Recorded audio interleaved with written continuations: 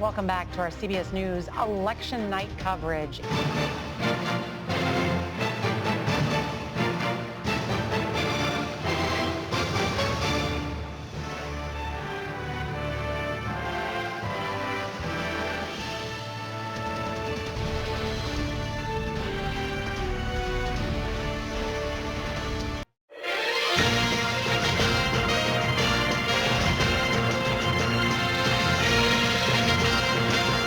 From NBC News, Decision 2022, The Balance of Power.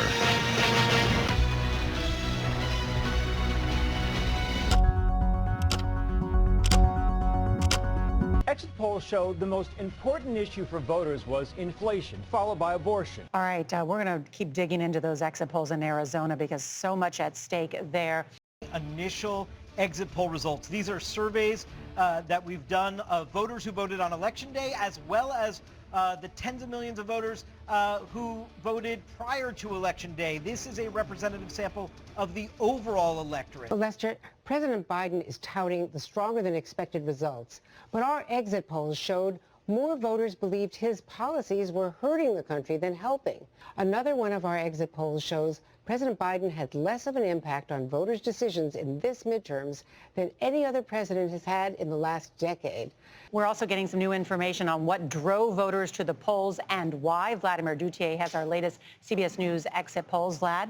Nora, we wanted to give our viewers a really quick update on what's going on in that Senate race in Arizona. Battleground state, of course, we know. Let's take a look here. Between the incumbent Senator Mark Kelly and Blake Masters, check it out. White women, Mark Kelly is doing very, very well. White men, Masters has the edge, and suburbs are evenly split. So we want to take a look at what the national environment looks like for voters voting in this midterm election. Feelings about the way things are going in the U.S. This is a bleak picture from this electorate. Look down here, 39% dissatisfied, 34% are downright angry. That's 73%, 3/4 of the electorate tell us they're dissatisfied or angry. Only 5% enthusiastic, 20% satisfied. Joe Biden's approval rating, a key marker in midterm elections. 45% of those voting in this midterm election nationally, 45% approve of the job Biden's doing, 54% disapprove. The one group that's keeping Democrats in the ball game here is one of the influencer groups that we've identified, and it's the Restoring Roe voters. We've got some more exclusive CBS polling that I want to show you about it. Right, and here's what I can tell you now. Our decision desk has been watching all of these districts that I've been running through here, running a model, trying to come up with a projection for how the House will ultimately end up. And here are the newest race results. CBS News can project that when all the votes are counted, Tim Scott will win re-election as senator in South Carolina. The CBS News race rating for the New Hampshire Senate race is a toss-up at this hour.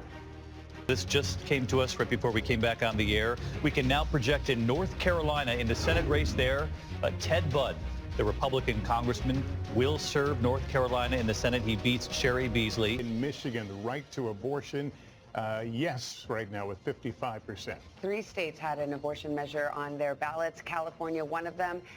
Prop 1, yes, there is a right to abortion. And Vermont, it amends its constitution. Yes, a right to reproductive freedom, reproductive autonomy, as the measure puts it in Vermont. That's a change to the Constitution. This was a result that we were not expecting to get right away. State and local officials preparing people for the fact that this count could take several days, but enough of the votes were in that they were able to call this race for John Fetterman. Well, Governor Youngkin, thank you for joining us, and wish we could talk to you longer, but we have some news about some people who are going to become new governors, which I'm sure you'll want to hear about as we're calling those races, so thank you so much. CBS News can now project 2 big governor wins. In the state of Maryland, when all the votes are counted, CBS News projects that Wes Moore will become the next governor of Maryland, and Moore will be the first African-American governor of Maryland. In the state of Arkansas, CBS News projects Sarah Huckabee Sanders will become the next governor of that state, and she will be the first female governor of Arkansas. In the final Senate election of the 2022 midterm elections, CNN projects The Democratic Senator Raphael Warnock will win re-election in the Georgia Senate runoff, defeating Republican challenger Herschel Walker. And I believe that may be with very limited. There it is. That's the check mark. Oh, wow. Catherine Cortez Masto declared by our decision desk the winner of the Nevada Senate race. With Catherine Cortez Masto's victory in the Nevada Senate race, Democrats now have control of the United States Senate ensured. They have their 50 seats, with Kamala Harris casting the tie-breaking vote that guarantees Democratic control of the Senate for the next 2 years.